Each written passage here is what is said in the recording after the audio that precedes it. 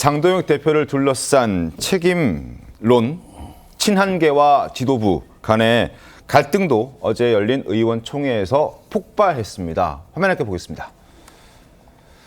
자, 의총장에서 벌어진 일입니다. 정성국 의원 그리고 조광환 최고위원, 이 두 사람이 의총장에서 만났습니다. 아니, 의원이 아닌데 왜 의총장에 들어오느냐라고 했더니 너 나와봐, 나왔다 왜 어쩔래, 이런 대화들이 오고 간 겁니다. 반말 고성 설전 4시간 동안 결국 의원총회 열렸지만 결론 없이 끝났다. 자, 양현 변호사님, 너 나와봐, 나왔다 어쩔래, 왜? 어떻게 보십니까? 사실 지금 뭐 취재 기자들 입장에서는 뭐 어디긴 셀수록 이제 헤드라인을 차지하는 경향이 있거든요. 네. 그러니까 뭐 민주당 내부의 뭐 분열이나 이런 사정이 뉴스가 될 뻔하다가도 저 워딩에 모든 것이 다 묻혀버린 뭐 그런 상황이 아니었나 싶습니다. 지금 보면은 국민의힘의 어떤 내분 상황이 특히나 이렇게 정말 뭐 막말로까지 이어진 뭐 이런 상황이라고 한다면은 특히나 이런 막말이 있었고 이런 것들이 밖으로 알려지고 이렇게 되면은 이게 뭐 이런 정도의 균열이라면은 뭐 자체적으로는 거의 수습이 불가능한 상황이 아닐까 그런 생각이 들 정도입니다. 네, 너 나와봐, 나왔다 왜 어쩔래, 뭐 초등학생들이 싸우는 듯한 느낌입니다. 자, 반말 고성 삿대질 오가면서 4시간 동안 20여 명의 의원들이 발언했지만 결국 결론 내지 못했다. 장동혁 대표가 한동훈 전 대표의 제명과 관련해서 입장이 나왔는데요. 화면 함께 보겠습니다. 자, 경찰 수사를 통해서 당원 게시판 의혹 털고 가겠다. 윤리위 징계가 잘못된 것으로 밝혀질 경우에는 정치적 책임을 지겠다라는 입장이 나왔습니다. 성춘구 위원장님, 어떻게 보십니까? 뭐 장동혁 대표가 글쎄요, 저런 발언으로 지금 논란을 잠재울 수 있을 것인가? 뭐 경찰 수사 결과 언제 나옵니까? 언제 나올지 알 수 없는 상황이잖아요. 근데 지금 뭐 지방선거 만약 이후에 나오게 되면 지금 내홍을 그냥 지방선거까지 쭉 끌고 가겠다는 모습 아니겠습니까? 네. 그리고 경찰 결과를 통해서 사실 이전에 윤리위에서 이걸 밝혀내자 했을 때도 저는 타당이지만 계속 얘기했던 게 이거 밝힐 수 있는 사안인가?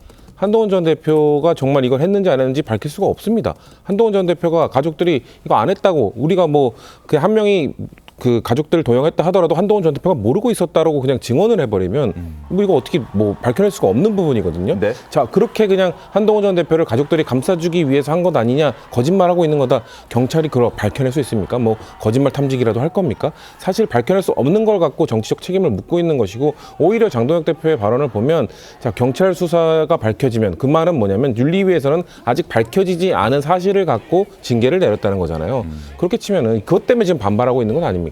그리고 지금 글쎄요, 저는 이 사안을 다룰 때마다 얘기하는데 국힘이 이렇게 가고 장동혁 대표가 저 스탠스를 유지하면 저희 당의 입장에서는 나쁠 건 없습니다. 지방선거를 앞두고 저렇게 내용을 갖고 있고 마이너스의 정치를 하고 있고, 오히려 개파투쟁을, 저희 당도 개파투쟁이 있거든요. 네. 개파투쟁 할 때 보통 당권 투쟁을 해서 전당대회 때 승부를 보지 이렇게 당에서 쫓아내는 경우는 전 본 적이 없습니다.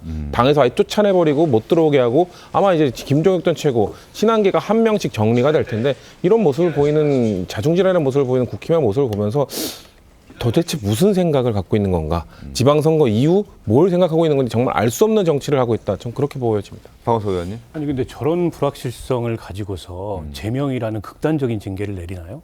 그러니까 어제 장동혁 대표의 의총에서의 답변은 오히려 저 윤리위원회의 징계 결정이 부실했다는 것을 스스로 인정하는 발언밖에 안 돼요. 그런데다가 경찰 수사를 통해서 뭐 잘잘못을 따져보겠다고 얘기하면서 한동훈 전 대표의 가족이 글을 썼다는 게 문제가 아니고, 네. 그게 여론조작이다.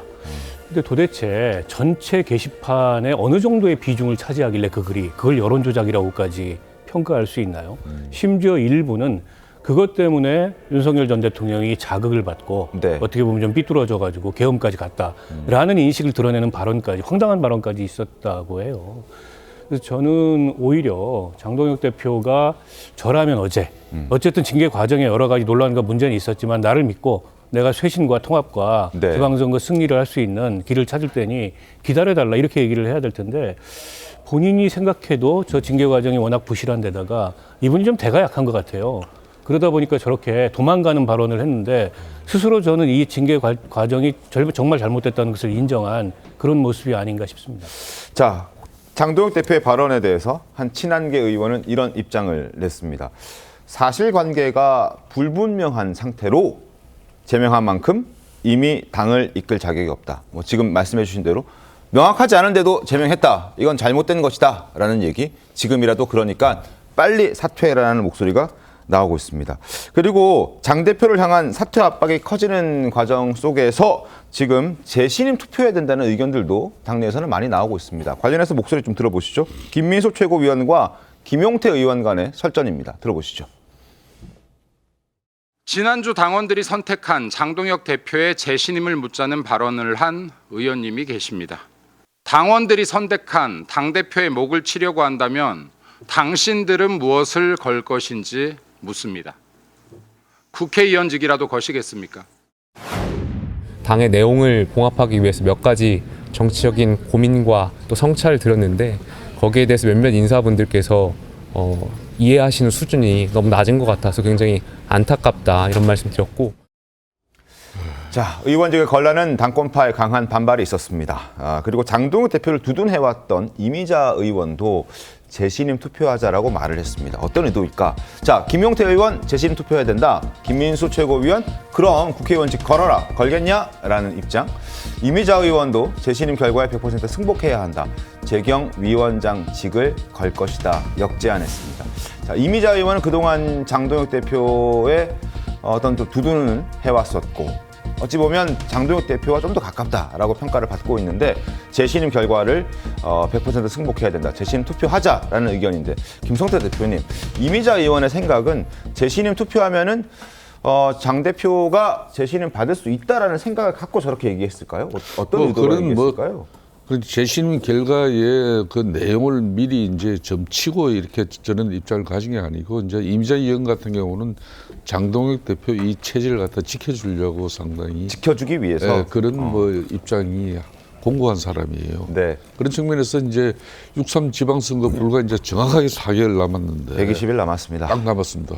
그러면 현재 이 상태에서 지방선거를 치를 수 있는 그런 진용, 이 체제 이게 뭐 어렵다고 저는 봐요. 그렇기 때문에 장동혁 대표가 지금 현재 당내 이런 분열 갈등 이런 걸 치유하고 수습할 수 있는 특단의 계기는 가져야 됩니다. 네. 그게 이제 지금 제시되고 있는 게 뭐 현실적으로 지금 이제 재신임 이제 이 카드인데 이제 이 재신임도 어떤 방식으로 할 거냐. 그러면은 뭐 100% 당헌 여론조사를 또 결정할 거냐. 안 그러면 지금 당헌 당규사에 대체적으로 지방 후보들 선거 규정인 50대 5수 후보로 가지고 국민 여론 50% 담고 당헌 50% 담아가지고 할 거냐. 네. 뭐 이런 여러 가지 이 방식 가지고도 많은 논란이 빚어질 수밖에 없는 사안이에요. 그렇지만 이제 보통 큰 선거를 앞두고는 당내 갈등을 치유하는 게 역대 뭐 정당의 다 모습이죠.